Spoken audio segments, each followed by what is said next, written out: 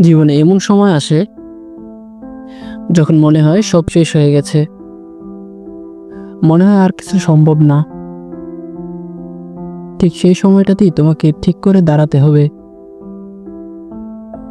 কষ্ট আসবে, কিন্তু কষ্টের মাঝেই ভবিষ্যতের আলো লুকানো থাকে।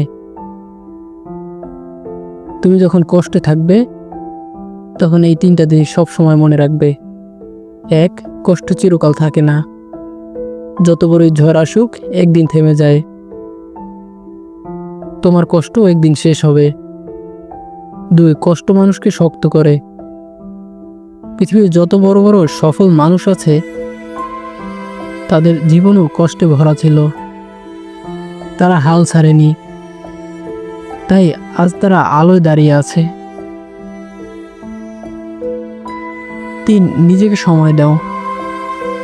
কষ্টের সময় নিজেকে একটু সময় দাও, নিজের মনকে বোঝাও দ্রুত ফল চাইবে না, ধীরে ধীরে এগোবে।